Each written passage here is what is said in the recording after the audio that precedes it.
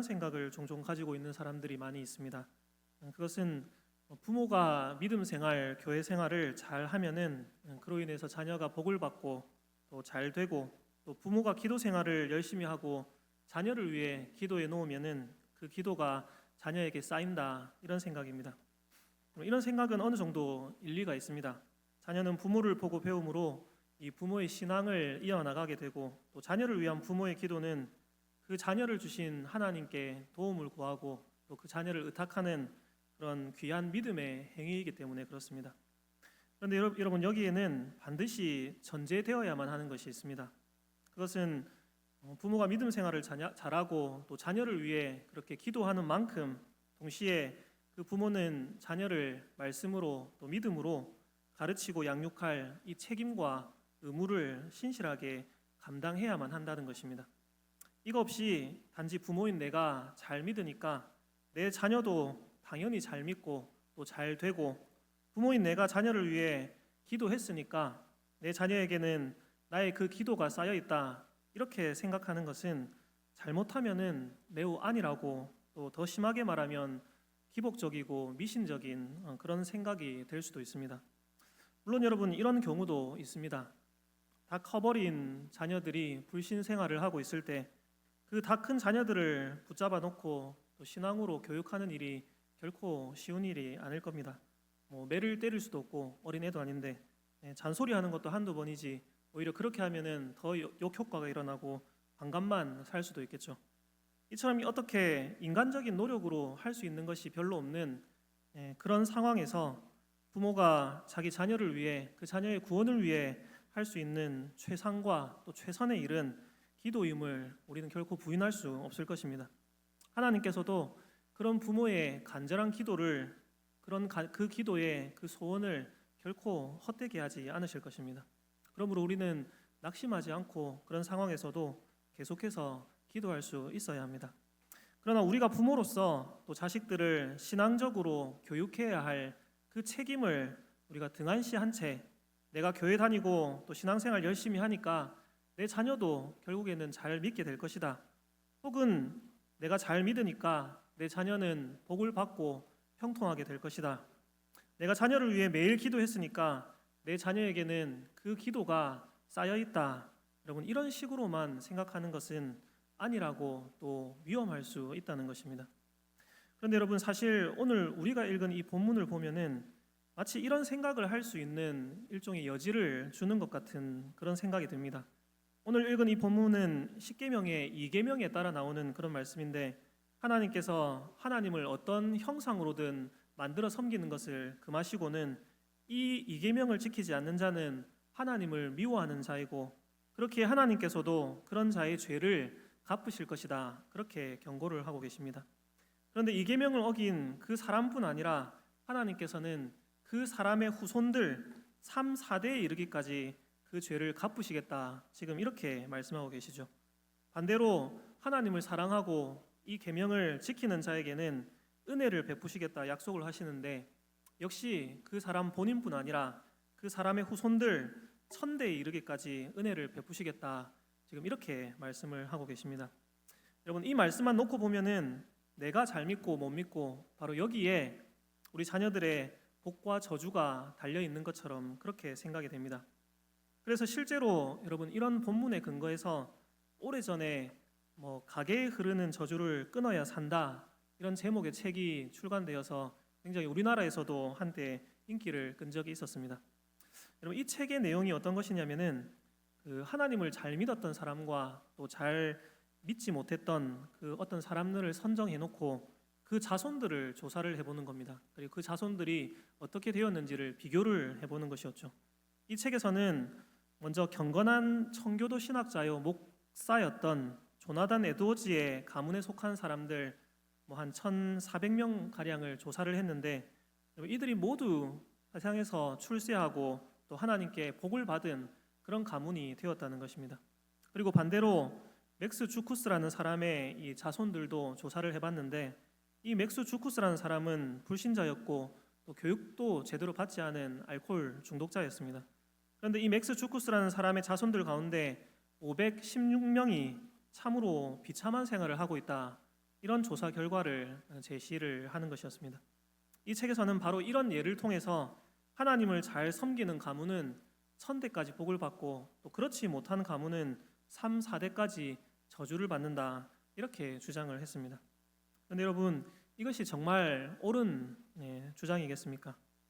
현실적으로 사실 생각해 보아도 이 주장이 사실 합당하지 못하다는 것은 금세 발견할 수가 있습니다.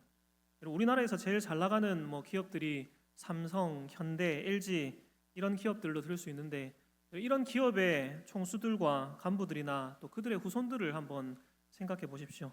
우리가 정확히 알 수는 없지만은 그들 가운데 아마 믿지 않는 사람들도 많이 있을 것입니다. 그러나 여러분, 그들과 또 그들의 후손들은 수대에 걸쳐서 우리나라에서 또 최고의 부와 권력을 누리고 있습니다. 이들 외에도 여러분, 이 세상에는 불신 조상을 가지고도 부와 권세를 누리고 살아가는 사람들이 얼마든지 많이 있습니다. 그러니 이처럼 현실적인 부분만 놓고 보더라도 이런 주장이 말이 안 되는 것이죠. 이 책에서 주장하는 것은 아주 특정한 경우만을 딱 떼어서 그것을 일반화, 보편화시켜버리는 그런 오류를 범하고 있는 것입니다. 더욱이 그에 대한 근거로 지금 삼고 있는 오늘 이 출애굽기 20장 5절 6절 말씀이 정말로 어떤 가계에 흐르는 저주와 축복에 대해 말씀하고 있는 것이겠습니까? 여러분, 사실 우리가 성경의 또 기본적인 내용을 조금 익숙하게 잘 알고 있다면은 이것이 얼마나 비성경적인 생각인지를 분명히 또 파악할 수가 있습니다. 여러분, 성경을 보면은 결코 부모의 죄로 인해 자식이 저주를 받거나 또 부모가 잘 믿었다고 해서 자식이 자연스럽게 축복을 받는다, 이런 식의 말을 하고 있지 않습니다. 여러분, 예레미야서와 에스겔서를 보면은 여기에 대해서 우리가 답을 얻을 수가 있는데, 예레미야서 31장 29절을 한번 보시면 이렇게 말씀을 하고 있습니다. 제가 한번 읽어보겠습니다. 그때 그들이 말하기를 다시는 아버지가 신 포도를 먹었으므로 아들들의 이가 시다 하지 아니하겠고, 여러분, 아버지가 신 포도를 먹었습니다. 그런데 아버지가 신 포도를 먹었다고 해서 아들들이 그 이가 시린 것은 아니지 않느냐, 지금 이렇게 얘기하고 있는 겁니다. 그러면서 덧붙여 이렇게 말씀하고 있죠. 30절에 신 포도를 먹는 자마다 그의 이가 신 것 같이 누구나 자기의 죄악으로 말미암아 죽으리라.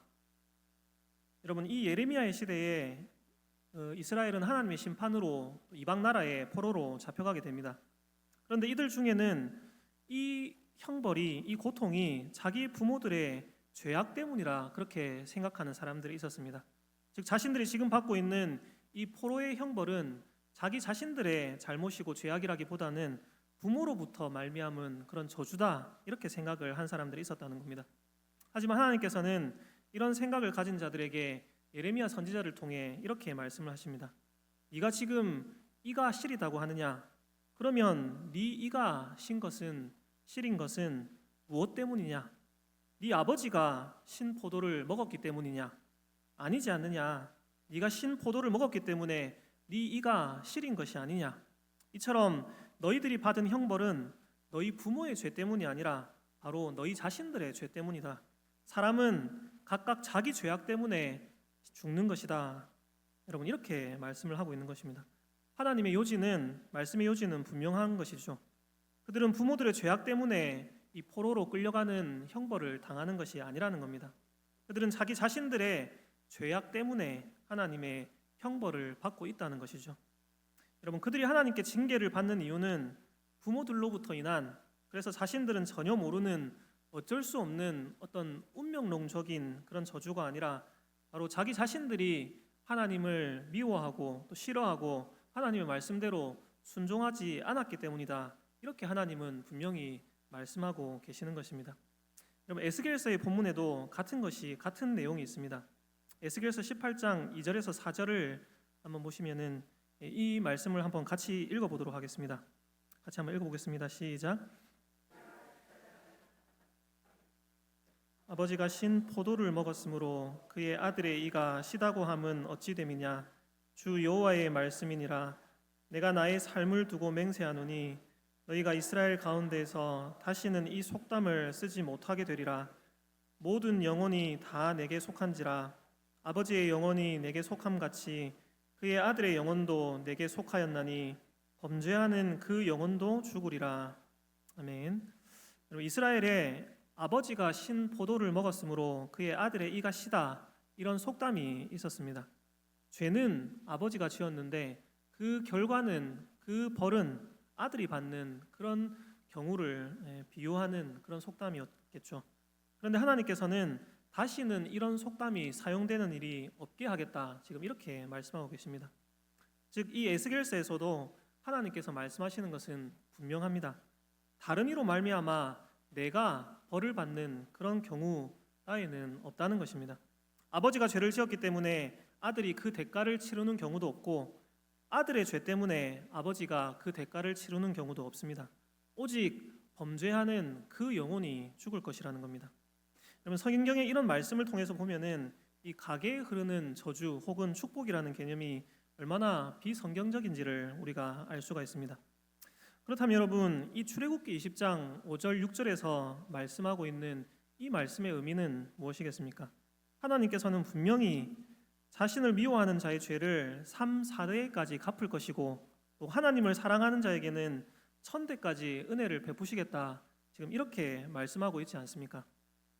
우리가 이 말씀을 오해하는 이유는 사실 이것을 그냥 문자적으로만 이렇게 바라볼 때가 있기 때문입니다. 그러나 이 말씀은 이 성경에서의 언약적인 특성을 고려해서 이해를 해야 되는 그런 말씀입니다. 성경을 보면은 하나님께서 사람들과 언약을 맺으시죠. 그런데 이 언약을 맺을 때 잘 보시면은 한 사람과만 그 언약을 맺으시는 것이 아니고 인류 전체와 혹은 그 집하나 가족 전체와 언약을 맺으시는 것을 볼 수가 있습니다. 예를 들어서 하나님께서 아담과 언약을 맺으셨는데 이 언약은 아담이 인류의 대표자로서 언약을 맺은 것입니다. 그러니 그 언약은 아담 개인과만 맺은 언약이 아니라 인류 전체와 언약을 맺으신 겁니다.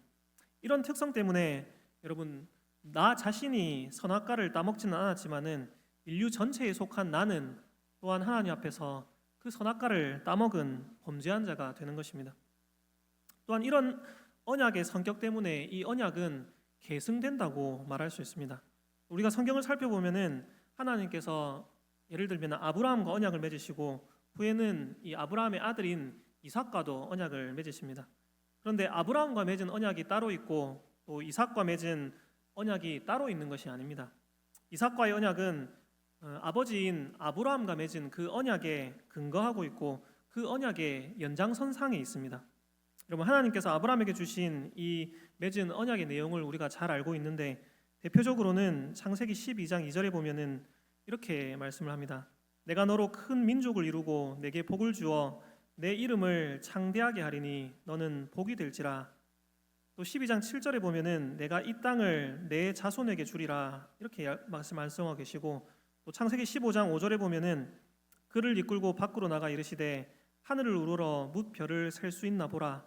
또 그에게 이르시되 내 자손이 이와 같으리라. 이런 어떤 땅과 자손과 복이 될 것이라는 약속을 주셨죠. 그럼 여러분, 하나님께서 그의 아들인 이삭과 맺으신 언약의 내용은 무엇이겠습니까? 창세기 26장 3절에서 4절을 보면은 그 내용이 나옵니다. 이것도 같이 한번 읽어보겠습니다. 시작. 내게 복을 주고 내가 이 모든 땅을 너와 내 자손에게 주리라. 내가 내 아버지 아브라함에게 맹세한 것을 이루어 내 자손을 하늘의 별과 같이 번성하게 하며 이 모든 땅을 내 자손에게 주리니 내 자손으로 말미암아 천하 만민이 복을 받으리라. 여러분, 지금 보시면은 이 이삭에게 하나님께서 주신 이 약속, 이삭과 맺은 이 언약은 여러분 아브라함과 맺었던 그 언약과 다른 언약이 아닙니다. 여러분, 아브라함과 맺은 그 동일한 언약을 지금 다시금 갱신하고 있는 것입니다.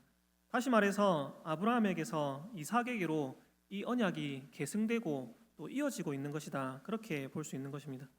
이 언약은 나중에 이삭의 아들 또 야곱에게로, 또 그의 아들인 요셉과 그 형제들에게로 계속해서 이어져 나갑니다.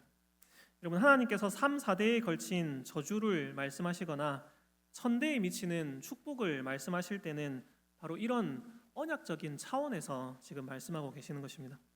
그렇게 이것은 그냥 어떤 기계적으로 미치는 무조건적인 축복이나 저주를 의미하지 않습니다. 아버지가 죄를 범했으니 나에게도 그 저주가 임하고 부모가 순종하고 기도했으니 나에게도 자연스럽게 축복이 주어진다. 이렇게 일종의 운명론적으로 헤어나올 수 없는 그런 종류의 말씀이 아니라는 것입니다. 여러분, 언약의 축복과 이 저주의 특징은 항상 그것이 언약적이라는 데에 있습니다. 이 언약적이라는 말은 언제 어느 때이건 간에 그 언약을 지키고 순종할 때는 복을 주시고 또 그 언약을 어기고 하나님께 불순종할 때는 벌을 내리시는 것을 의미하는 것입니다. 여러분, 예를 들어서 아담이 범죄함으로 하나님께서 내리신 이 저주는 이제 전 인류에게 미치는 것이 되었습니다. 이제 우리는 우리 자신이 선악과를 따먹지 않았음에도 불구하고 이 저주 안에 있게 됩니다. 그러면 여러분, 그것은 우리가 이제 전혀 헤어나올 수 없는 멸망으로 가게 될 수밖에 없는 여러분 그런 저주 가운데 있다는 의미이겠습니까? 그렇지 않습니다, 여러분. 우리 역시도 아담의 후손들이지만은 우리는 도리어 지금 축복 가운데 있습니다. 왜 그렇습니까?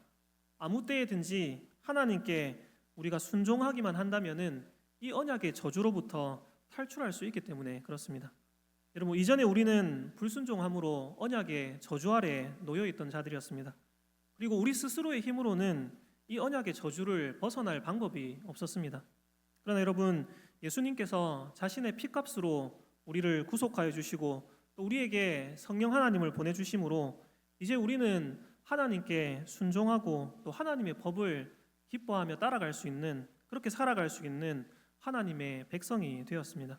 물론 여전히 우리 자신은 부족하고 연약하지만 여러분, 우리 속에 이 선한 일을 시작하신 그 하나님께서 지금도 우리와 함께 계시고 또 새 사람으로 살아갈 수 있는 힘과 능력을 더하여 주고 계십니다.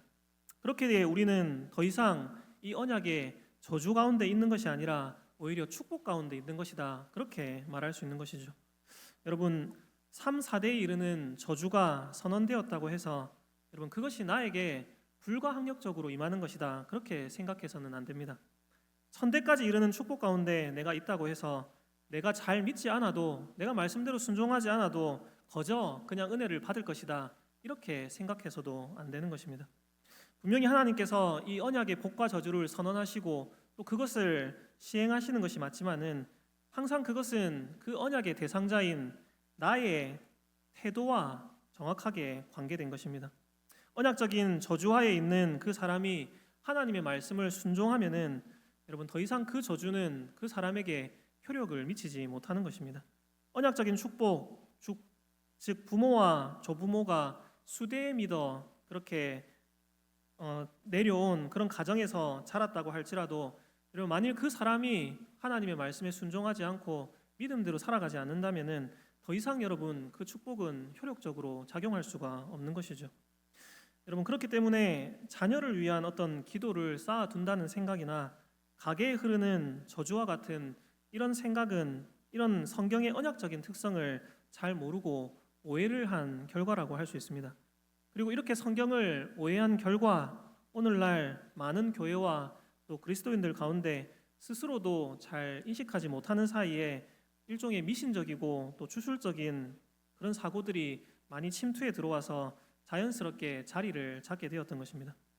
여러분, 나 자신과는 아무 상관없이 부모를 통해 축복이 물려지고 혹은 저주가 되풀이될 수 있다는 여러분 이런 생각을 버리시기를 바랍니다. 하나님께서는 오히려 오늘 본문 말씀을 통해 우리 각자에게 언약적인 삶을 충실하게 살아가야 한다, 여러분 이것을 명령하고 계십니다. 그 말씀에 순종해야 할 사람은 바로 나 자신이다라는 것입니다. 그러니 우리는 우리 자신이 지금 어느 위치에 있는지를 또 분명하게 알고 그 위치에서 하나님 앞에 정말로 최대한 신실하게 살아가기 위해서 최선을 다해 나가야 되는 것입니다. 그것이 바로 언약적인 삶을 살아가는 것입니다. 그런데 여러분, 이런 질문을 또한 던질 수 있습니다. 부모 자식의 관계에 있어서 내 자식의 문제는 그러면 내 자식에게, 자녀에게 전적으로 속한 것이니까 부모인 우리가 그러면 할 수 있는 것은 특별히 없는 것입니까? 이런 질문을 가질 수 있습니다. 그러나 여러분, 그렇지 않습니다. 여러분, 하나님께서는 우리를 부모라는 이 언약적인 위치에 두셨습니다. 그렇다면 우리가 부모로서 감당해야 할 언약적인 책임이 있다는 것입니다. 여러분, 그것이 무엇이겠습니까? 내 자녀를 믿음과 또 말씀으로 가르치고 양육하는 이 일에 여러분 최선을 다하는 것입니다. 내가 잘 믿어서 내 자녀가 자동적으로 구원을 받는 것이 아니라 자녀가 가진 자기 믿음으로 구원받는 것이다. 그렇게 말씀을 드렸죠. 그러니 부모는 어떻게 해야 하겠습니까? 내 자녀가 바로 바른 믿음을 가지고 살아갈 수 있도록 여러분 말씀으로 가르치고 또 훈계하고 정말로 믿음의 본을 보이고 그런 삶을 앞에서 살아가면서 그렇게 양육해야 될 책임을 다해야만 하는 것입니다. 단지 내가 잘 믿으니까 내 자녀도 잘 되고 잘 믿겠지 이렇게 생각하고 내가 기도하고 있으니까 내 자녀에게 그 기도가 쌓이고 또 열매가 맺히겠지 이런 위안을 가지고서 실제로 내가 부모로서 감당해야 될 그 책임을 소홀히 해서는 안 된다는 그런 말입니다. 여러분 오해하지 마시기를 바랍니다. 저는 지금 부모가 가진 믿음이나 또는 자녀를 위한 그 기도가 아무런 효과가 없다, 쓸모없는 것이다 그렇게 말하는 것이 결코 아닙니다. 여러분 참된 믿음을 가진 부모의 모습과 삶은 분명히 그 자녀에게 있어서 여러분 그 자체가 본이 되고 또 축복의 통로가 될 것입니다. 또한 자식을 위한 부모의 기도는 여러분 부모가 자녀를 위해 할 수 있는 가장 귀하고 복된 일입니다. 그것은 여러분 분명한 것입니다. 그러나 이것이 부모가 자녀에게 바르게 신앙을 가르치고 정말로 그 본을 보이면서 교훈하지도 않으면서 그냥 내가 잘 믿으니까 내 자녀도 잘 되겠지, 기도했으니까 알아서 잘 되겠지라고 말하는 이런 모습이 되어서는 안 된다는 것입니다. 사랑하는 성도 여러분, 여러분 기도 없이 내 힘과 내 능력으로만 자녀를 가르치고 양육하는 것은 교만입니다. 우리는 반드시 기도를 통해 하나님의 도우심을 구해야 합니다. 그러나 동시에 여러분 이 기도를 우리에게 맡겨진 이 책임과 의무를 회피하는 그런 수단으로 삼아서는 안 될 것입니다. 이 기도의 자리는 우리 자녀들을 하나님의 말씀으로 가르치고 양육하는 이 부모의 책임을 감당하는 데 있어서 여러분 자신의 능력이 아니라 오직 하나님의 능력을 의지하는 그런 자리가 되어야 하고, 그러므로 부모의 책임을 잘 감당할 수 있도록 하나님께서 주시는 지혜와 힘과 능력을 힘입는 그런 자리가 되어야 하는 것입니다. 그러므로 기도로 내 책임을 다했다 이렇게 끝나는 것이 아니라 하나님께서 맡기신 그 책임과 의무를 감당하기를 시작해 나가는 그런 자리가 바로 기도의 자리가 되어야 하는 것입니다. 주님, 저는 너무 부족합니다. 어떻게 자녀들을 신앙으로 양육해야 할지 잘 모르겠고 제 모습도 너무나 부족합니다. 믿음으로 자녀들을 양육해야 할 이 책임을 다할 수 있게 주님 도와주시옵소서. 부족하지만 믿음으로 순종할 수 있는 지혜와 능력을 더하여 주시고 순종하면서 노력하고 나아갈 때에 하나님께서 그 길을 인도하시고 또한 우리 자녀들을 책임지고 또 주장하여 주시옵소서. 여러분 우리가 이렇게 기도하고 하나님의 도움을 구하며 또 부족하고 어렵지만은 믿음으로 이 부모로서의 그 순종의 걸음을 걸어 나갈 때 여러분 그때에 바로 우리의 자녀들은 반드시 하나님의 은혜의 울타리 안에 거하게 될 것입니다. 천대에 이르기까지 하나님이 주시는 그 은혜와 복을 여러분 받아 누리게 될 것입니다. 여러분 말씀을 정리하겠습니다. 여러분 우리에게 주신 이 약속의 말씀을 붙들고 또 이 약속을 주신 우리 하나님을 여러분 믿고 신뢰함으로 우리 자녀들을 위해 날마다 기도할 수 있기를 바랍니다. 그들의 육신적인 안위뿐 아니라 여러분 그들의 영적인 안위를 위해 날마다 기도합시다. 그리고 그 기도의 자리로부터 시작해서 우리 자녀들을 주의 말씀과 교양과 훈계로 가르치고 양육하는 이 일에 여러분 최선을 다할 수 있기를 바랍니다. 맞습니다. 여러분 어렵고 힘듭니다. 이 말씀을 사실 전하는 저도 내가 부모로서 지금 이 일을, 이 의무를 잘 감당하고 있나 이렇게 생각할 때에 여러분 부끄러운 마음이 많이 듭니다. 제일 여러분 내 마음대로 안 되는 게 자식이다 그런 말이 있지 않습니까? 내 일은 그렇게 잘 하면서도 자녀들 문제만큼은 여러분 어떻게 할지를 잘 몰라서 한숨을 내쉬는 그런 분들도 아마 있을 것입니다. 그러나 여러분 부족하지만은 여러분 또 어렵고 힘들지만은 여러분 포기하지 마시기를 바랍니다. 하나님이 주신, 하나님이 맡기신 정말로 아름다운 자녀들 아닙니까? 눈에 넣어도 아프지 않을 만큼 사랑하는 내 자녀들 아닙니까? 그렇다면은 가장 좋은 것, 아니 없으면 안 되는, 아니 없으면 망하는 이 가장 귀한 믿음의 유산을 여러분 우리 자녀들에게 물려주어야 하지 않겠습니까? 말씀을 가르치고 훈계하고 또 말씀을 떠나 살 때는 엄하게 책망하고 정말로 다른 무엇보다도 하나님을 사랑하고 말씀대로 살아가기 위해서 노력하는 그런 우리의 행동과 삶을 보여주고 우리의 지혜와 능력이 부족하고 또 그래서 힘들고 어려울 때는 다시 하나님 앞에 나와 엎드리고 또 은혜를 구하고 여러분 이것이 진짜 신앙의 부모들이 가져야 할 모습이라고 할 수 있는 것입니다. 여러분 이런 믿음의 부모들을 통해 하나님이 주시는 그 언약적인 축복이 여러분 천대에 이르기까지 우리 자녀들에게 계속해서 이어져 가게 될 것입니다. 우리 자녀들이 우리보다 더 하나님 앞에서 온전한 모습으로 자라가고 또 더 큰 복과 은혜를 누리게 될 것입니다. 여러분 이것이 하나님의 약속입니다. 믿음으로 이 약속 붙들고 또 우리 자녀들을 위해 끝까지 기도하고 또 신앙으로 양육할 이 책임을 신실하게 감당해 나감으로 여러분 천대에 이르기까지 이 참된 신앙의 계승을 이루어가는 우리 교회와 또 모든 성도들이 되시기를 주님의 이름으로 축복합니다.